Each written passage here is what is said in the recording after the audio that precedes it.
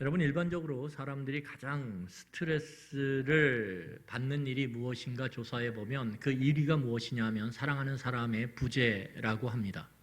사랑하는 사람, 특별히 사랑하는 내 아내 또는 남편이 갑자기 우리의 삶의 영역 속에서 사라져버릴 때, 그때 많은 사람들이 심각한 스트레스를 받게 되고, 그 깊은 스트레스는 사람들에게 알게 모르게 큰 두려움을 준다라고 이야기합니다.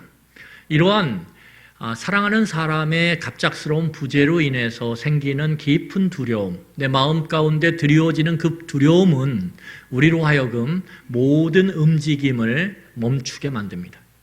여러분, 큰 두려움이 우리를 탁 감쌀 때 어떻게 되냐면 사람은 탁 멈추게 돼요. 제가 이제 교회 출근을 할 때 저 철문을 열고 이렇게 들어오면 이쪽으로 이렇게 대부분 들어오거든요. 오면서 기도도 하고 이러니까 이렇게 바로 들어가면 제 사무실로 들어가니까 제가 꼭 이쪽으로 이렇게 해서 들어와요. 그런데 이제 들어올 때 그래도 나름대로 전기를 아낍니다. 제가 있을 때는 여기 방밖에 안 켜놔요, 전기를. 그래가지고 꼭 끄고 다니는데, 이게 어렸을 때부터 학습인지 모르겠는데 옛날에는 늘 전기 아껴라 이런 말들을 이제 집안에서나 학교에서 많이 교육을 받잖아요. 그래서 제가 오면은 여기서 앉아서 이제 기도하고 이렇게 가는데 꼼꼼해요. 이렇게 여기 나무 이 문을 이렇게 닫아놓으면 아주 꼼꼼해, 낮에도. 그러면 제가 그 어두움 가운데 어떠냐면 이렇게 성큼 가지를 못해요. 왜냐면 부딪힐까봐. 그래가지고 어떻게 하냐면 발을 이렇게 제가 그거 찍어 놓고 싶어요. 얼마나 웃길까. 깊은 어두움은 어떻게 되냐면 우리로 하여금 움직임을 굉장히 최소화시켜요. 그래서 인생의 어두움이 쫙 몰려오면 사람들이 생각이나 이 육체적인 몸이 움직임이 최소화돼요. 그래서 그냥 주저앉아서 눕죠. 그렇죠? 그런 것들이 우리의 삶 가운데 있어요. 여러분, 오늘 본문을 보면 예수님의 제자들이 오늘 맞닥뜨리는 상황이 뭐냐면 예수님의 갑작스러운 부재예요. 예수님께서 지금 제자들과 이별을 하세요. 그런데 놀라운 것은 그 이별의 심각한 상황 속에서 제자들 가운데 깊은 두려움과 어두움이 몰려오는, 그래서 제자들이 옴짝달싹할 수 없는 그 순간에 예수님은 놀랍게도 그 제자들에게 사명을 주세요. 이 사명은 뭐죠? 움직이라는 거죠. 여러분, 이게 참 모순되죠. 부재 가운데서 움직이라고 하는 명령을 주세요. 그런데 제자들이 놀랍게도 이 예수님의 부재 가운데서 이 사명을 이루어가요. 그 사명을 이루어가는 역사가 곧 사도행전이에요. 오늘 같이 우리 그 이야기를 살펴보면서 함께 은혜를 나누기를 원합니다. 여러분, 글을 쓰는 행위는 되게 좋아요. 되게 중요한데, 제가 이제 이 글을 쓰는, 어떤 면에서 목사가 글 쓰는 일이거든요. 그래서 글을 참 잘 쓰고 싶을 때가 많아요. 그런데 잘 못 써서 그렇지. 그런데 이 글을 쓰는 행위를 할 때 세 가지의 요소가 있습니다. 첫 번째 요소가 뭐냐면, 글을 쓸 때 뭐가 필요할까요? 쓰는 사람이 있어야 돼요. 그렇죠? 글을 쓰는 사람. 우리는 이런 사람을 뭐라 그러냐면 저자 또는 글쓴이라고 이야기합니다. 그러면 글을 쓰는 사람이 있으면, 저자가 있으면 누가 있을까요? 글을 받아서 읽는 사람이 있겠죠. 뭐 요즘 같을 때는 글을 사서 읽죠. 책을 사서 읽는 거죠. 그걸 우리는 뭐라 그러냐면 독자라고 이야기합니다. 이 두 가지 요소는 글을 쓰는 데 있어서 필수 요소예요. 또 하나가 있어요. 그건 뭐냐면 글에는 목적이 담겨져 있다는 거예요. 목적이 담겨져 있지 않은 글은 없어요. 여러분들이 연애를 하실 때 옆에 계신 분에게 썼는지 아니면 이미 잊혀진 그 누군가에게 썼는지 모르겠지만 연애 편지를 쓰셨을 거예요. 그렇죠? 다들 부인하세요. 많이 쓰셨을 거예요. 그런데 그 글을 쓸 때 그냥 쓴 건 없어요. 거기에 분명히 그 상황 가운데, 연애하는 상황 가운데서 뭔가 어떠한 일들이 있어서 그 일들을 해결하기 위해서 뭔가를 썼을 거란 말이에요. 그래서 항상 글은 글의 목적이 있다라는 것입니다. 그래서 오늘 본문을 잘 살펴보면 글을 받아 읽는 독자가 나와요. 독자의 이름이 뭐라고 얘기하냐면 데오빌로라고 오늘 이야기해요. 데오빌로. 오늘 사도행전의 이 글을 받아서 읽는 독자가 누구냐 하면 데오빌로라고 하는 사람이라는 거예요. 자, 그러면 데오빌로가 과연 누구인지 오늘 누가복음 1장 3절에서 우리에게 이야기합니다. 자, 데오빌로가 누구인지 한번 같이 누가복음 1장 3절을 읽어보도록 하겠습니다. 자, 같이 읽겠습니다. 자, 누가복음 1장 3절 제가 읽을게요. 그 모든 일을 근원부터 자세히 미루어 살핀 나도 데오빌로 각하에게 차례대로 보내는 것이 좋은 줄 알았노니. 누가복음 1장 3절에 뭐라고 그러냐면 이 모든 일의 시작서부터 자세히 내가 살핀 게 있는데 그 내용을 내가 데오빌로 각하에게 차례대로 써서 보내는 게 참 좋다라고 생각합니다. 이러면서 데오빌로라고 하는 사람을 언급한다라는 거예요. 이해가 되셨죠? 자, 그러면 사도행전의 독자도 데오빌로고 누가복음의 독자도 데오빌로예요. 그러면 데오빌로라는 사람이 누구인가? 이 데오빌로라고 하는 이름은 로마식 이름이에요. 그래서 우리는 데오빌로는 로마 사람이었을 가능성이 높다라고 추정할 수 있어요. 또 하나는 무엇이냐면 이 데오빌로의 이름의 뜻이 뭐냐면 하나님을 사랑하는 사람이란 뜻이에요. 하나님을 사랑하는 사람. 로마 사람인데 하나님을 사랑하는 사람이라고 하는 이름의 뜻을 가진 사람이에요. 그러면 우리는 여기서 뭐를 추측할 수 있냐면 이 사람이 하나님을 믿고 섬기는, 다시 말해서 개종한 로마인이다 라고 추측할 수 있다라는 거예요. 이 두 가지가 그 이름에서 추측이 되어져요. 그런데 오늘 사도행전에서는 이 저자가 그냥 이름만 언급해요. 데오빌로요 이렇게. 그런데 누가복음 먼저 쓴 글에는 뭐라고 언급하냐면 데오빌로 각하라고 언급을 해요. 이 각하라고 하는 이름은 뭐냐면 사회적 지위를 나타내는 이름입니다. 다시 말해서 이 데오빌로가 그 로마 사회의 행정적인 어떠한 위치에 있는 그러한 관리였다라는 것을 우리는 이 누가복음을 통해서 짐작해 볼 수 있어요. 그래서 이걸 다 종합해 보면 데오빌로, 다시 말해서 이 사도행전의 글을 받아 읽는 데오빌로라고 하는 사람이 누구냐 하면 1세기에 로마 사람으로서 하나님을 믿고 섬김을 통해서 하나님에게 깊은 관심을 갖고 있는 사람. 그런데 그 사람은 누구예요? 로마의 행정고위 관리였다라는 거예요. 데오빌로가 그런 사람이구나. 1세기에 그런 사람들이 많았어요. 로마인임에도 불구하고 다른 종교보다 훨씬 더 하나님을 믿고 섬기는 그 사람들의 신실함과 거룩함을 보면서 그 하나님을 알고 믿고 싶어하는 사람들이 굉장히 많았어요. 그 중에 한 사람이죠. 그래서 학자 중에는 이 데오빌로가 이 당시에 누가복음이나 이 사도행전을 쓰는 그 누가라고 하는 사람, 이제 나올 텐데 누가라고 하는 사람의 그 글 쓰는 일들을 후원하고 도왔다라고 얘기해요. 왜냐하면 여러분 이 글을 쓸 때 그냥 앉아서 글 쓰는 게요 쉽지가 않아요. 그렇지 않습니까? 글만 쓰면 어떻게 먹고 살아요? 그러니까는 누군가가 후원해 주는 것이 되게 중요해요. 그래서 이 데오빌로가 이 사도행전과 누가복음의 그 저자의 글 쓰는 작업들을 후원하고 도왔을 가능성이 높다라고 그렇게 이야기하기도 합니다. 어쨌든 중요한 것은 무엇이냐면 그러면 아까 제가 언급했지만 데오빌로에게 이 누가복음과 사도행전을 써서 보낸 그러면 저자는 누구인가? 오늘 본문 1절을 보세요. 본문 1절. 본문 1절을 보면 거기 보면 사도행전 저자는 데오빌로에게 이전에 이미 글을 써보냈다라고 얘기해요. 이미 이전에 내가 글을 써보냈습니다. 당신에게. 그러면 이전에 데오빌로가 받은 글의 내용이 뭐예요? 아까 우리가 찾아 읽어봤던 누가복음이겠죠. 그러면 누가복음은 누가 썼을까요? 누가가 쓴 거죠, 당연히. 그래서 이 누가는 1세기에 의사라고 하는 일을 하던 이 누가라고 하는 사람이 이 누가복음과 사도행전을 기록해서 데오빌로라고 하는 사람에게 보내게 되는 거예요. 자, 그러면 여기서 우리는 한 가지 더 질문을 해야 돼요. 그러면 누가가 누가복음과 사도행전을 써서 데오빌로에게 보낸 그 목적이 뭐냐, 이거예요. 목적. 자, 우리 누가복음 1장 4절 말씀을 같이 한번 읽어보도록 하겠습니다. 누가복음 1장 4절입니다. 우리 앞에 나와 있으니까 같이 읽도록 하겠습니다.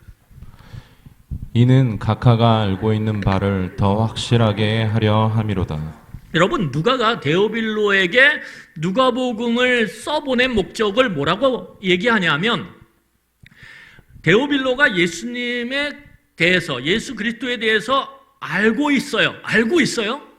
그런데 그것을 좀 더 확실하게, 좀 더 구체적으로 알도록 돕기 위해서 썼다라는 거예요. 이제 좀 알고 있는데 그 알고 있는 데오빌로가 궁금한 게 너무 많아요. 그래서 어떻게 합니까? 그것을 쓰는 거죠. 여러분, 우리가 수요일날 성경 공부를 해요. 출애굽기 제가 들어갔다고 말씀드렸는데 왜 성경 공부를 할까요? 여러분들이 이미 출애굽기 그러면 알고 있어요. 그런데 그 출애굽기를 좀 더 구체적으로 알아서 그 신앙이 어떻게 해요? 성장하도록 돕기 위한 거죠. 그래서 신앙은 언제 성장하는 거냐면, 언제 성장해요? 배움을 통해서 성장하는 거예요. 여러분, 일반적으로 신앙의 그 루트가 있어요. 길이. 일반적인 신앙이 성장하는 길은 뭐냐면 이 머리로 배워야 돼요.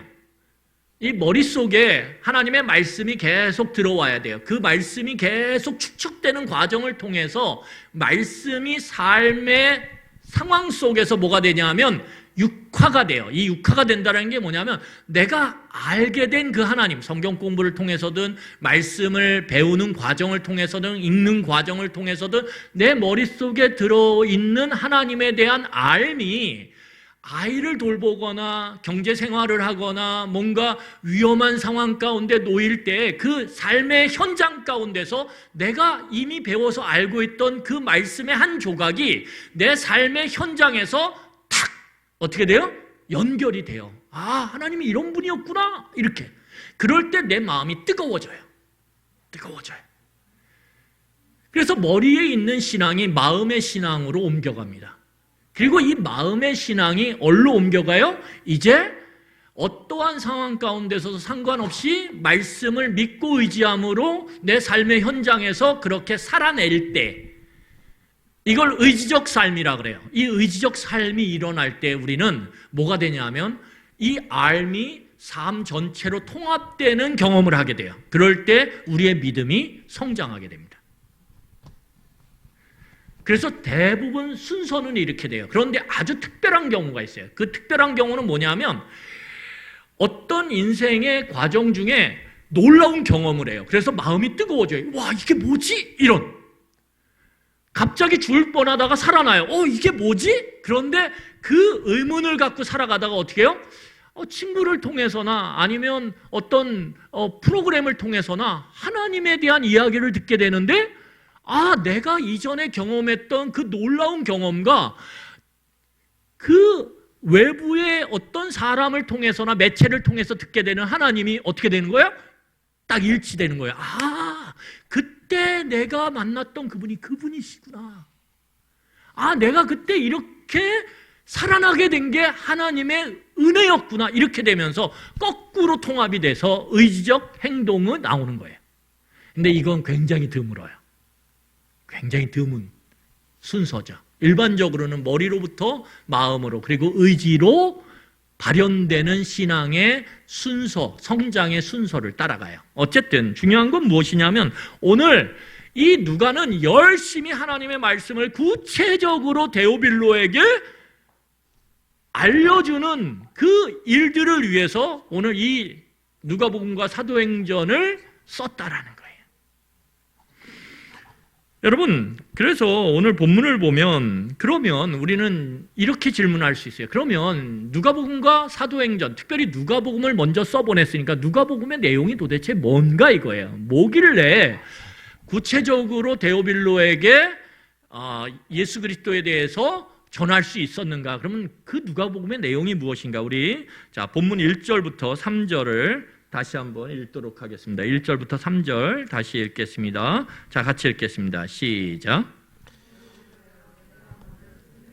무릇 예수께서 행하시며 가르치시기를 시작하신부터 그가 택하신 사도들에게 성령으로 명하시고 승천하신 날까지의 일을 기억하느라.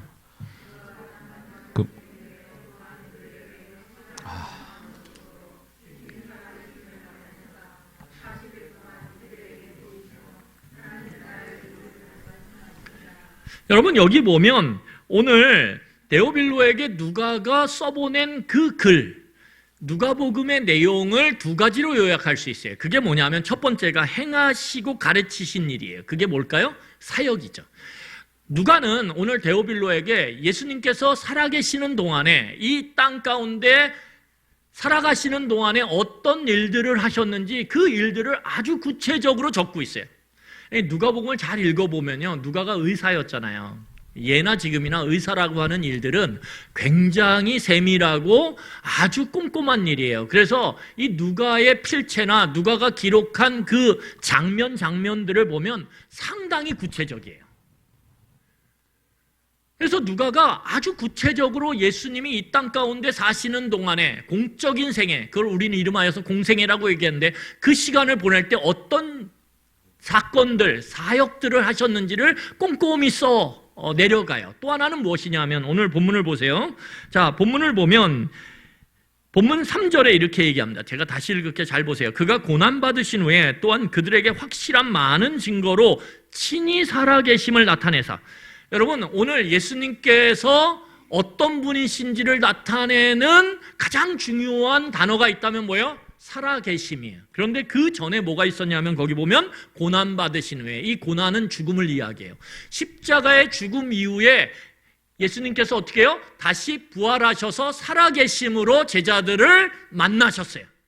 이게 무엇을 얘기하냐면 예수 그리스도의 인격이 일반적인 우리와 다르다라는 걸 이야기하는 것입니다. 그러니까 예수님은 완전한 인간이시면서 완전한 신으로서 이 땅 가운데 오셨다라는 거예요. 이것을 우리는 이름하여서 뭐라고 얘기하냐면 예수님은 도대체 누구신가 이거예요. 누가복음에서 이야기하는 가장 중요한 핵심이 뭐냐면 예수님이 도대체 누구시냐 이거예요. 그것을 한마디로 바꾸면 예수님의 인격이라는 거예요. 그래서 누가복음에 나타나는 두 가지 핵심적인 내용이 뭐냐면 예수님이 어떤 일을 하셨는가, 두 번째 뭐예요? 예수님은 누구신가. 이 예수님의 사역과 인격을 구체적으로 담은 글이 누가복음이라는 거예요. 여러분 그런데 여기서 중요한 게 무엇입니까? 인격이 사역을 디자인해요. 여러분 인격이 사역을 만들어요. 그 사람의 인격이 어떠냐에 따라서 사역의 질이 달라진다라는 거예요. 그렇지 않습니까? 그가 누구이느냐에 따라서 그가 하는 일들이 달라져요. 여러분 오늘 예수님께서 누구신가, 그리고 그 누구신 그 정의된 누가가 말하는 그 예수님이 도대체 어떤 일을 하셨는가라고 하는 것이 누가복음에 드러나는데 그것이 무엇이냐 하면 그 인격과 사역을 통해서 예수님이 이 땅에서 하신 일이 오늘 본문을 보면 본문 3절을 다시 보세요. 거기 보면 뭐라고 얘기하십니까? 40일 동안 그들에게 보이시며 뭐를 말씀하셨어요? 하나님 나라의 일을 말씀하셨다. 40일 동안 제자들에게 보이시면서 집중적으로 예수님께서 뭘 하셨어요? 가르치셨어요. 이 집중 강의죠. 집중 강의. 예수님의 그 제자들과의 이별 전에 어떻게 하냐면 집중적으로 강의하시는데 너네들 내가 누군지 알지? 내가 인간인 줄 알았어? 아니야. 내가 선지자인 줄 알았어? 아니야. 내가 죽었다가 부활했지. 만져봐. 그러면서 예수님이 완전한 인간이며 완전한 신이심을 보여줘요. 제자들에게. 또한 그럼을 통해서 그가 해왔던 그 사역 전체의 모습이 무엇을 의미하는지를 가르치시는데 그 가르치는 그 의미가 뭐예요? 하나님 나라의 일이었다라는 거예요. 여러분 그러면 하나님 나라가 도대체 뭐냐 이거죠. 하나님 나라의 일, 이게 도대체 뭐냐. 여러분 하나님 나라가 무엇인지 알기 위해서는 우리가 국가에 대한, 나라에 대한 개념을 정리해야 돼요. 자, 현대적 국가 또는 현대적 나라라고 하는 개념은 뭐냐 하면 세 가지의 요소로 나라나 국가가 성립되어져요. 세 가지 요소가 뭐냐 하면 국민, 영토, 주권이에요. 국민, 영토, 주권이라고 하는 이 세 가지 요소가 충족될 때 그것을 우리는 나라 또는 국가라고 이야기합니다. 그런데 이 현대적 개념에서의 나라는 이 세 가지 중에 하나와 정확하게 일치되는데, 원래 나라라고 하는 말을 영어로 하면 뭐라 그러죠? 네이션이라고 그래요. 네이션. 그런데 원래 이 네이션이라고 하는 말은 원래 의미는 국민, 백성이라는 뜻이에요. 그러니까 왜 그러면 그게 국가가 됐냐? 이 현대적 개념에서는 국가 이꼬르 뭐예요? 국민이에요. 그래서 모든 헌법에 이렇게 나와요. 모든 주권은 누구로부터 나온다? 국민으로부터 나온다. 그래서 국민이 곧 국가예요. 이게 현대적 개념이에요. 그런데 이 고대적 개념으로 가면 국가는 요 세 가지 요소, 국민, 영토, 주권이라고 하는 요소에 하나가 더 얹어져요. 그런데 그게 가장 중요한 요소라는 거예요. 그게 뭐냐 하면 왕이에요. 고대 사회에는 왕이 있었는데 이 왕이 곧 국가예요.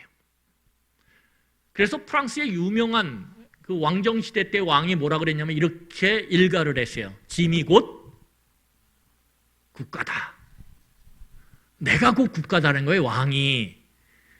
그래서 이 성경의 개념 가운데 하나님의 나라는 어떤 의미가 있냐면 하나님의 왕 되심이라는 거예요.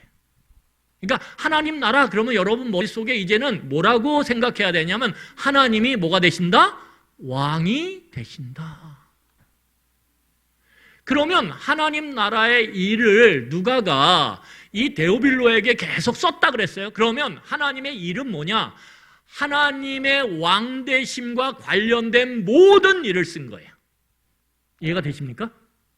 네, 누가가 쓴 게 뭐냐면 하나님이 왕되시는 게 뭔지, 하나님이 왕되셔서 나타나는 현상이나 모습이 뭔지에 대해서 다 써서 어떻게 한 거예요? 보낸 거예요. 데오빌로에게.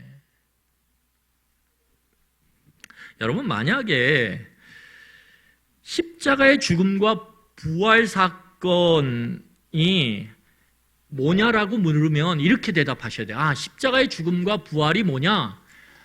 하나님께서 죽음을 이기시고 뭐예요? 당신의 왕되심을 증명하시고 확정하신 거라는 거예요. 이해가 되세요? 네. 하나님께서 죽음조차도 하나님을 가로막을 수 없는 뭐예요? 하나님은 진정한 왕이시라는 것을 증명하고 확정한 게 예수 그리스도의 죽으심과 부활 사건이에요.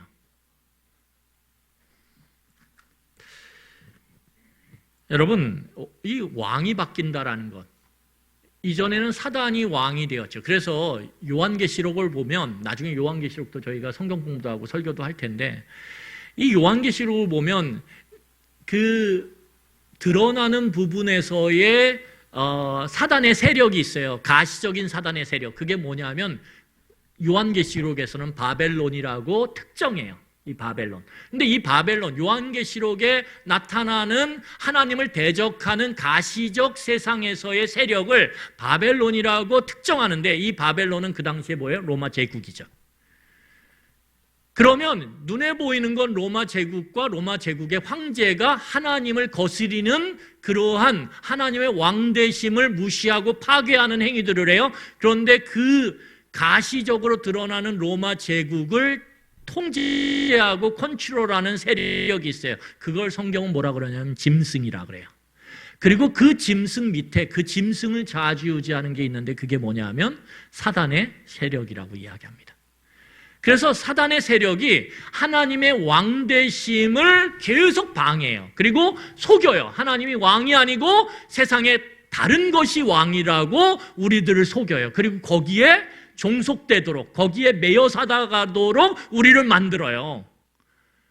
여러분, 끊임없이 이 세상 가운데 만몬은, 돈은요 단순히 돈이 아니에요. 돈은 굉장한 생명력을 갖고 있어서 어느 순간인가 돈이 마치 신처럼 우리를 좌지우지해요. 우리의 모든 기분, 우리의 모든 상태, 우리의 모든 그 환경들을 돈이 좌지우지하는 상황에 놓일 때가 있어요. 그럴 때 돈은 뭐예요?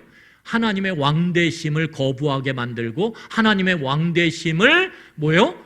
부인하게 만드는 그러한 거짓신이라는 거예요. 성경이 이야기하는 게. 여러분, 그래서 오늘 보면 이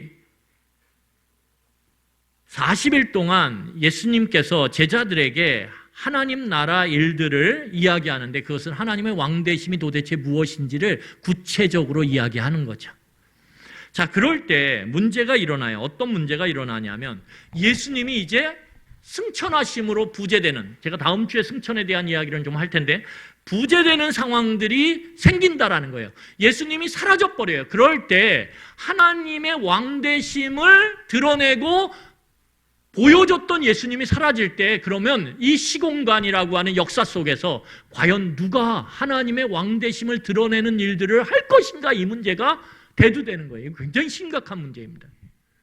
제자들 입장에서 예수님 사라지면 도대체 이 일을 누가 해요? 하나님의 왕되심을 드러내는 이 일을 누가 하냐 이거예요. 여러분, 그럴 때 이 심각한 질문에 대해서 누가가 데오빌로에게 대답을 적어 보낸 게 바로 사도행전이에요. 하나님께서 이 하나님의 왕되심을 통해서 예수 그리스도를 통해서 지금까지 역사해 오셨는데, 언제까지? 승천하실 때까지. 그게 누가복음이에요. 그러면 예수님이 사라진 가운데서는 그러면 이 땅 가운데 남겨진 이 제자들 가운데 과연 하나님이 어떻게 하나님의 왕되심을 이 세상 가운데 나타낼 것인가, 이거예요. 왜냐하면 제자들은 너무 보잘것이 없거든요. 여러분, 거기에 대해서 오늘 4절과 5절, 본문 4절과 5절의 그 길, 어떻게 하나님께서 이제 하나님의 왕되심을 이 땅 가운데 예수님의 부재 상황 가운데 이루어 가실지를 오늘 보여주고 있어요. 4절과 5절 같이 읽겠습니다. 시작. 사도와 함께 모이사 그들에게 분부하여 이르시되 예루살렘을 떠나지 말고 내게서 들은 바 아버지께서 약속하신 것을 기다리라. 여러분, 오늘 거기 보면 뭐라고 얘기하냐면 예수님께서 사라지기 전에 부재 상황을 제자들이 맞닥뜨리기 전에 제자들에게 뭐라고 말씀하시냐면 너희들이 예루살렘에 머물면서 약속하신 것을 기다리라고 첫 번째 명령을 내려요. 여러분, 예수님이 부재한 상황 가운데 예루살렘은 제자들에게는 굉장히 고통의 현장이에요. 왜요? 예수님이 그 고통의 현장 가운데 십자가의 길을 가실 때 제자들이 예수님을 철저히 부인했거든요. 여러분, 제자들의 입장에서 보면 예루살렘은 빨리 떠나고 싶은 장소예요. 그렇지 않습니까? 여러분들이 실패의 장소, 실패의 영역이 있으면 어때요? 그거를 막 기분 좋게 맞이하시나요? 그러지 않죠. 여러분, 학생들이요, 시험을 모의고사를 본 다음에 시험을 어느 과목에서 망쳤어요? 그러면 그 시험지를 어떻게 합니까? 보통은 안 해보셨어요? 시험 망쳤어요. 그러면 어떻게 해요? 괜찮은 애는 그냥 이렇게 꾸겨가지고 던져버리죠. 좀 약간 좀 성격이 있는 애들은 어떻게 해요? 갈기갈기 찢어요. 찢어가지고 휙 날려버려요. 왜요? 그 고통의 현장, 그 슬픔의 현장을 다시 자기가 직접 보기를 싫어하거든요. 여러분, 예루살렘이 그런 곳이에요. 그런데 이 예루살렘에 오늘 예수님은 머물러라고 얘기해요. 그러면서 뭐라고 얘기하냐면 약속하신 것을 기다리라라고 얘기해요. 그러면 약속하신 것이 뭐냐 이거죠. 자, 약속하신 것은 성령 하나님이세요. 자, 우리 누가복음 24장 49절을 한번 읽어보도록 하겠습니다. 누가복음 24장 49절이에요. 같이 읽겠습니다. 시작.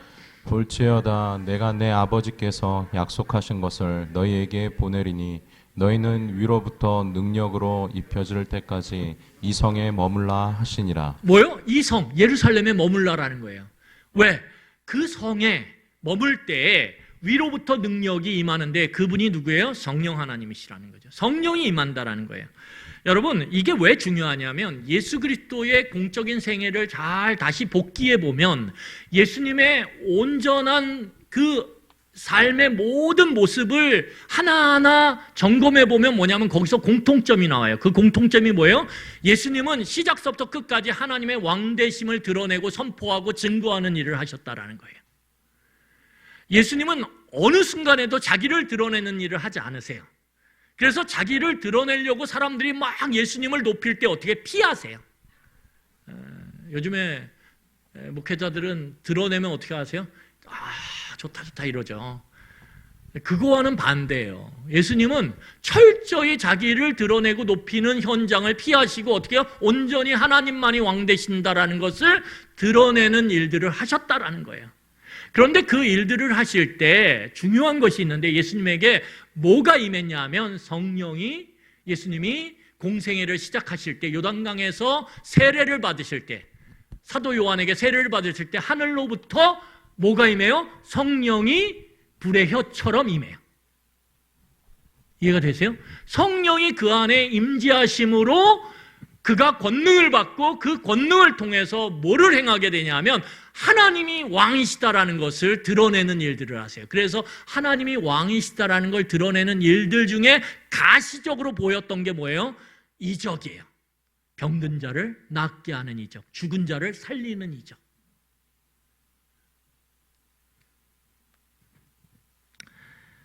여러분, 그렇기 때문에 제자들이 이제 예수님의 부재 상황 가운데서 하나님 나라의 그 일을 감당하기 위해서 반드시 필수적으로 필요한 게 뭐냐 하면 성령 하나님이 부어지심을 받아야 된다는 거예요. 그러려면 그들이 어디 머물러야 돼요? 고통의 현장일지라도 어떻게 해요? 그 예루살렘 성에 머물러야 된다는 거예요. 왜냐하면 요엘서에 보면 요엘서에 요엘 선지자가 뭐라고 예언하냐면 그 예루살렘 시온산에 하나님의 성령에 부어질 것이다라고 예언을 해요. 여러분, 그래서 제자들이 오늘 그렇게 예루살렘에 머물게 되는데 이 예루살렘에 머물 때에 부어지는 성령 하나님이 구약시대와는 좀 다른 특징을 갖고 있어요. 어떤 특징이냐면 구약시대에는 특별한 사명을 가진 일부의 사람에게만 성령이 부어져요. 그런데 놀랍게도 이 예수님의 승천 후에 제자 공동체에는 성령의 부어지심을 바라고 기도하는 모든 자들에게 성령이 광범위하게 부어진다는 거예요. 이게 구약과 신약의 아주 극명한 차이예요. 그래서 여러분, 중요한 것은 무엇이냐면 성령 하나님을 구하고 간구하고 바라면 하나님께서 이 시대 가운데는 그 성령 하나님을 우리 가운데 어떻게 해주신다라는 거예요? 부어주신다라는 거예요. 여러분, 이게 놀라운 은혜입니다.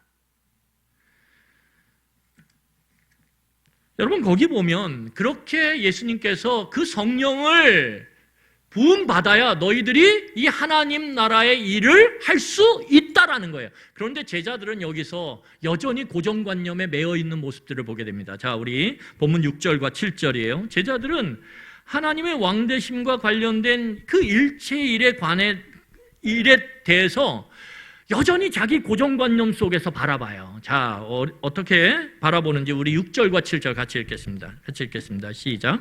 그들이 모였을 때 예수께 여쭈어 이르되 주께서 이스라엘 나라를 회복하심이 이때니까 하니 이르시되 때와 시기는 아버지께서 자기의 권한에 두셨으니 너희가 알 바 아니요. 여러분, 제자들은 오늘 하나님 나라, 하나님의 왕되심의 일을 뭐하고 연결해서 바라보냐 하면 이스라엘 나라의 정치적인 해방이라고 하는 일을 통해서 바라봐요. 무슨 말이냐면 이 제자들은 어떤 생각을 여전히 갖고 있냐면 이스라엘이라고 하는 나라가 지금 로마 제국에 의해서 식민지 가운데 억압받고 착취받는데 이 나라가 정치적으로 해방되고 회복된 후에야 뭐가 되는 거예요? 하나님의 왕되심이 온 세상에 확장되어 간다라는 그런 순서적 개념, 이게 고정관념이거든. 그걸 갖고 있는 거예요.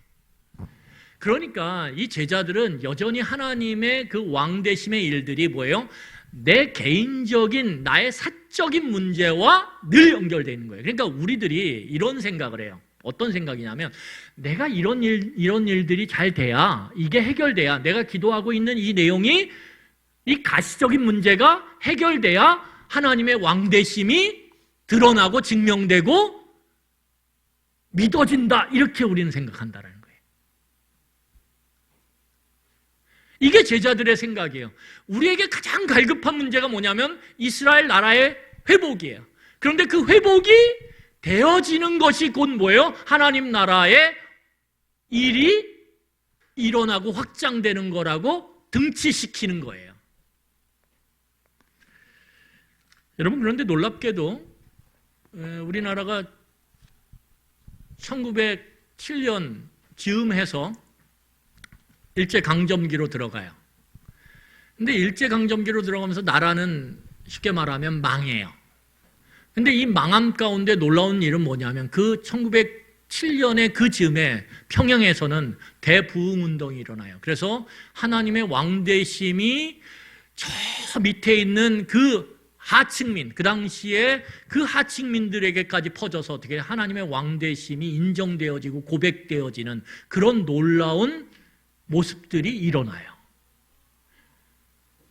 그래서 그 당시를 증언하는 교회사 역사를 보면 뭐라고 써 있냐면 주일날만 되면 평양에 그 시전이 있어요. 우리 종로통 같이 서울의 종로 같이 그 시전들이 있어요. 그 장사하시는 분들. 근데 그 사람들 중에 많은 사람들이 하나님의 왕대심을 인정하고 예수를 주로 믿고 섬기게 된 경우가 많았고 또 평양시에 많은 사람들이 어떻게 돼요? 예수님을 믿게 됨으로 인해서 주일날 물건을 안 사는 거예요. 그래서 어떻게 되냐면 이 평양의 시전이 문을 닫아버린 거예요. 주일날. 이런 일들이 일어나요. 하나님의 왕대심이 확장되어져서 일어나는 거죠. 근데 나라는 망했어. 이런 모순된 상황들이 일어난다라는 거예요. 여러분 오늘 보면 제자들은 내 일이 해결돼야 그 다음 왕대심도 있는 거예요. 내 문제가 해결돼야 그 다음에 하나님의 왕대심도 증명되고 그리고 그것도 어떻게 해요? 선포되는 거예요. 그런데 오늘 예수님은 뭐라고 말씀하시냐면 뭐라고 말씀하세요? 예수님은 그것과 그것이 상관이 없다라고 말씀하세요. 없다라고. 물론 그런데 거기 보면 뭐라고 나오냐면 그 제자들의 생각과 질문에 대해서 예수님은 이스라엘 나라의 해방을 그 가능성을 부정하지 않아요. 부정하지 않아요. 회복될 거라는 거예요. 회복될 거라. 그런데 그 회복의 때를 누구만 알고 있다라는 거예요? 아버지만 알고 있다는 거예요. 아버지만. 하나님만. 여러분 그래서 이것을 우리가 잘 이해하기 위해서 필요한 게 뭐냐면 유대 사회는 결혼을 2번 해요. 그래서 신부 집에서 한 번 하고요. 그 다음에 나중에 신랑 집에서 하는데 그 텀이 1년이에요. 그래서 이제 신부 집에 가서 결혼을 해요. 이건 법적인 결혼이에요. 같이 동침할 수가 없습니다. 그래서 법적인 결혼을 대내외에 선포를 해요. 그리고 나서 신랑은 집으로 돌아가요. 자기 집으로. 그래서 자기 집에 돌아가서 어떻게 하냐면 열심히 이제 신부를 1년 후에 맞이할 준비를 해요. 그래서 집이 필요하면 집도 짓고요. 뭐 이렇게 해요. 그런데 그 일들이 잘 마무리가 되면 이제 누가 이야기를 하냐면 그 아버지가, 신랑의 아버지가 뭐라고 얘기하냐면 야 이제 때가 됐으니 신부를 데려와라 이렇게 말을 해요. 그러면 그때야 신부를 데려와서 어떻게 합니까? 신랑의 집에서 2번째 결혼을 하는 거예요. 같은 여자랑 하는 거예요. 2번 결혼하는 게 아니라 같은 사람과 2번의 결혼을 신랑 집에서 이제 공식적으로 하고 이제 같이 어떻게 해요? 동침을 함으로 부부됨을 이제 선포하는 거예요. 그럴 때 이제 신부를 데려와라 이 말을 할 수 있는 건 누구냐 하면 아버지밖에 알 수가 없어요. 그 때를 정하는 건 아버지예요. 이 개념이 이 안에 들어가 있다라는 거예요.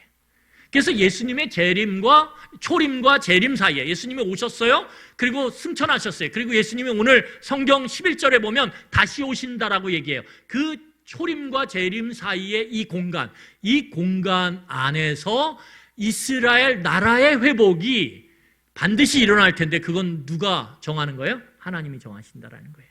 그런 측면에서 오늘 역사를 살펴보면 이스라엘이 지금 나라로서 회복됐어요? 안 됐어요?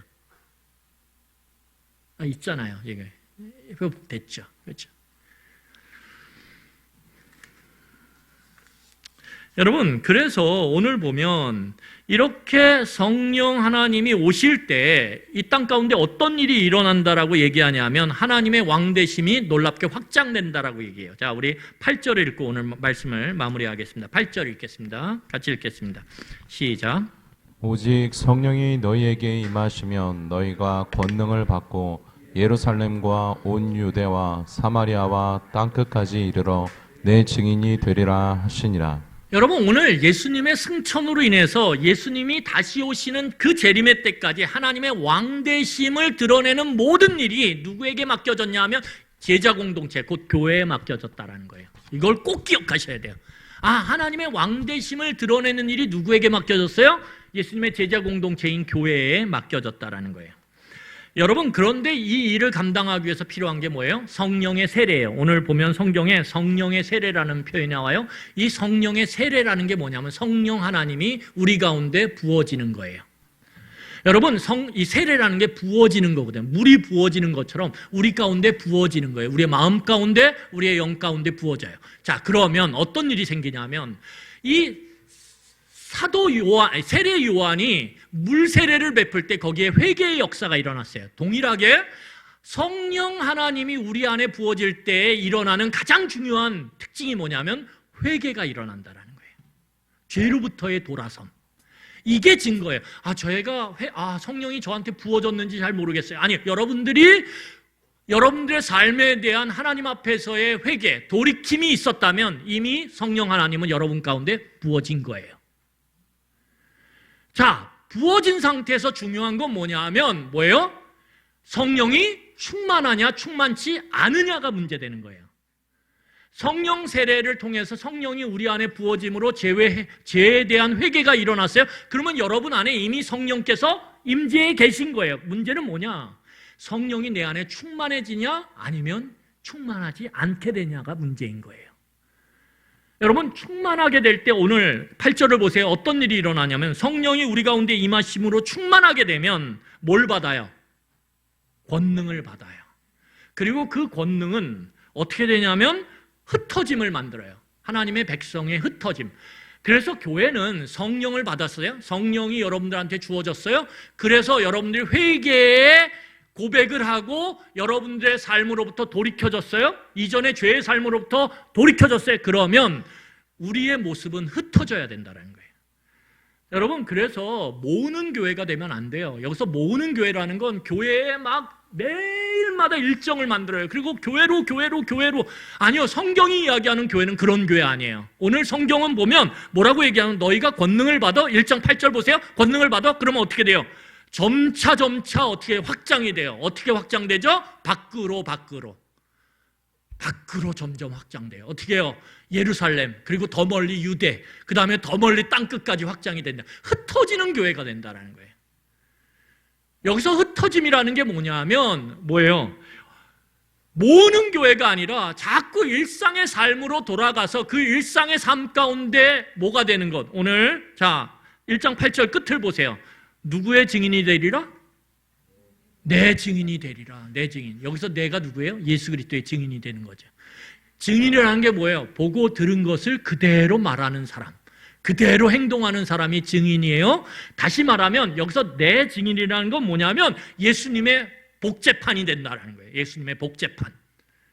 여러분, 오늘 예수님께서 말씀하시는 게 뭐냐면 너희가 모여서 성령 하나님을 간구하고 구할 때 내가 성령을 부어주실 건데 그 성령의 부어주심, 세례를 통해서 너희들이 회개를 하게 될 것이고 그 회개는 뭐냐면 이제 내가 사단을 왕으로 섬기지 않고 하나님을 왕으로 섬기겠습니다라고 하는 이 돌이킴 가운데서 너희들은 뭐가 된다? 예수의 복제판이 된다라는 거예요. 어떻게? 더 멀리 확장시켜가면서. 그 교회 안에만 모여있으면 안 돼요. 그것은 성경이 말하는 바른 교회의 모습이 아니라는 거예요. 자, 그러면 여러분 이게 무엇인지 우리 한번 간단히 살펴보도록 하겠습니다. 다음 주에 좀 더 제가 얘기할 거니까. 여러분, 성령의 충만함이 우리 안에 이루어질 때 하나님의 나라의 일을 감당하게 되는데 그 하나님 나라의 일의 가장 중요한 핵심이 뭐예요? 예수 그리스도의 그대로 닮은 모습이 되는 거예요. 그게 증인의 모습이에요. 자, 그러면 예수 그리스도를 닮는다는 게 뭘까요? 그러면 예수 그리스도의 모습을 알아요. 예수 그리스도의 가장 중요한 특징은 여러분 기적을 일으킨 게 아니에요. 이건 그냥 눈에 보이는 것뿐이에요. 제가 뭐라고 드렸어요? 인격이 사역을 디자인하고 만든다 그랬죠. 중요한 건 예수님의 인격이에요. 인격이 어때요? 예수님의 인격은 시작서부터 끝까지 십자가에 죽으시는 그 순간까지 뭐예요? 자기 부정과 자기 부인의 길을 가셨어요.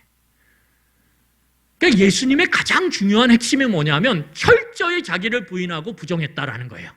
그러면 자기를 부정하고 부인할 때 쉽게 말하면 저항값이 없어요. 여러분, 예수님은 하나님과 세상을 연결하는 뭐예요? 매개체예요. 매개체인데 저항을 많이 하면 어떻게 돼요? 온전히 하나님이 주시는 게 지상 땅 가운데 임하질 않아요. 하나님은 100%를 주는데 내가 막 내 뜻으로 저항하고 막 그러면 어떻게 돼요? 손실이 돼버리고 땅에는 뭐만 임해? 50%밖에 안 임하는 거예요. 그런데 예수님은 어떠셨냐면 자기 부인을 철저히 하셨어요. 자기 부정을 철저히 하셨어요. 그래서 어떻게 돼요? 하나님이 부어주시면 그게 땅 가운데 그대로 이루어져요. 그래서 역사가 일어나는 거예요. 역사가 일어나는 거예요. 변화가 일어나는 거예요. 하나님의 그 놀라운 능력이 그대로 예수님을 통해서 실현되어지는 거예요. 여러분, 예수님을 복제한다, 내 증인이 된다라는 건 뭐예요?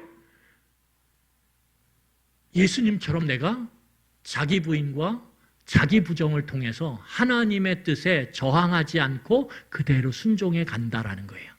그렇게 예수님을 닮아갈 때에 하나님의 왕되심이 우리의 삶의 현장 가운데 일어날 뿐만 아니라 그 왕되심을 보여주는 모습, 선포하는 모습, 증거하는 모습이 점점 확장돼 간다는 거예요. 내 자식들한테, 내 남편, 내 아내한테, 내 부모한테, 내 친척한테, 내 직장에서 하나님이 왕이시다라는 것을 드러내는 선택과 행동과 말의 모습이 그렇게 늘어난다라는 거예요. 뭐가 있을 때? 자기 부정과 자기 부인의 삶이 있을 때만이. 여러분, 우리 말씀을 정리하겠습니다. 여러분, 예수님께서 제자 공동체에 요구하신 게 이거예요. 성령을 받아, 여러분, 성령이 받으면 우리가 마치 능력, 마치 에너지, 힘인 것처럼 착각해요. 그렇지 않아요. 성령님은 인격이세요. 그러니까 이런 거 되게 잘못된 거예요. 성령 받아라! 누구 맘대로 성령을 줘요? 성령은 물건이 아니에요. 옛다 받아라 이런 게 아니에요. 성령은 인격이세요. 자기 뜻과 의지를 갖고 행동하시는 분이세요. 그래서 성령은 어떻게 하는 거예요? 간절히 구하는 거예요. 저에게 오세요. 저를 도와주세요. 여러분, 우리가 어떤 인격, 다른 인격을 향해서 우리가 요청할 때 어떻게 합니까? 간절히 요청하죠. 저에게 좀 와서 저를 도와주세요. 그럴 때 그 인격이 반응하는 거예요. 그래서 성령께서 우리 가운데 부어지고 충만해지면 우리에게 능력이 생기는데 그 능력은 뭔가를 막 잘하고 일을 막 성공시키고 그런 게 아니에요. 성령의 권능이 임할 때 우리는 예수님을 닮아가는데 자기 부인이 늘어나기 시작한다는 거예요. 자기 부정이 확대되기 시작한다는 거예요. 여러분, 자기 부인과 부정을 통해서 하나님의 왕이시다라는 것을 하나님의 뜻의 말씀에 순종함으로 우리의 삶 가운데, 일상의 삶 가운데 드러낼 때 거기에 뭐가 있어요? 예수님이 죽으심 가운데 살아났던 것처럼 생명의 부활이 있어요. 죽어가던 아이들이 부모가 내가 자기 부인을 하고 자기 부정을 하는 게 성령의 은혜 가운데 예수님을 닮아가는 모습이구나 이렇게 생각하고 그렇게 변화된 가운데 자녀들을 대할 때 죽었던 아이가 살아난다니까요. 여러분, 혈과 육으로 하나님의 일을 할 수 있어요. 혈과 육으로 하나님이 왕 되신다라는 걸 선포할 수 있어요.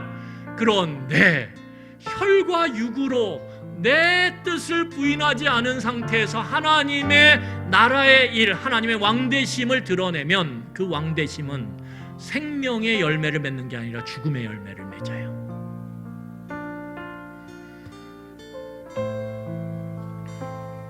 오늘 이 시간에 우리가 좀 기도했으면 좋겠습니다. 어떤 기도를 하냐면, 오늘 이 시대가 계층이 수없이 쪼개져 있어요. 지역이 쪼개져 있어요. 민족과 민족이 쪼개져 있어요. 그리고 서로 그 계층과 지역과 민족들이 어떻게 합니까? 서로 적대적으로 단절되어 있고 분열되어 있어요. 여러분, 오늘 성경은 뭐라고 얘기하면 너가 예수 그리스도의 증인이냐? 그러면 어떻게 해요? 너는 성령의 권능을 받은 자고 그 권능을 받은 자는 그 분열과 단절된 그 서로 미움과 시기와 질투로 단절된 그 계층과 지역과 나라를 다 뛰어넘는다라는 거예요. 다 뛰어넘으로 어떻게 해요? 그 속에 하나님의 왕되심을 순종함으로 드러내는 사랑의 모습이, 정의의 모습이 자비의 모습이 나타난다는 거예요. 여러분, 혹시 여러분들 삶 가운데 생각만 해도 원수 같은 사람이 있으세요? 여러분 마음 가운데 여러분 생각만 해도 탁 선을 긋는 사람이 있으세요? 성령이 임하면 우리로 하여금 권능 가운데서 그 내 미워하는 마음들을 부인함으로 어떻게 돼요? 그 사람을 향해 손을 내미는 그러한 놀라운 변화의 역사들이 일어난다라는 거예요. 그 회복의 역사가 일어날 때에만이 우리는 아는 거예요. 어떻게 해요? 아, 성령이 일하고 계시구나. 그 일하심의 놀라운 은혜들이 여러분 삶 가운데 가득 차기를 간절히 축원합니다. 우리 이 시간에 같이 찬양하겠습니다.